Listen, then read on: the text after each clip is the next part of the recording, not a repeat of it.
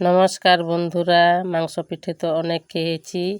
আজকে লুলহি মাছ কিছু এনেছি, তার জন্যে পিঠে করছি। অনেক লোকেই বলে লুলহি মাছ নাকি লুলহি মাছের পিঠে খেতে খুব ভালো লাগে।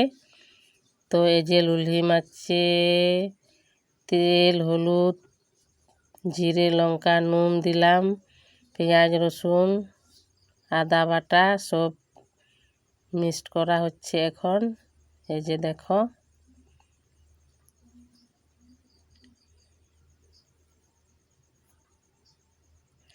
এরপরে গুঁড়ি দিলাম, চালের গুঁড়ি। শালপাতাতে দিলাম, ছোট ছোট শালপাতা। তো এখন পিঠে রেডি। তো কে কে লুলহি মাছের পিঠে খেয়েছো বন্ধুরা কমেন্ট করে জানাবে। টাটা বন্ধুরা।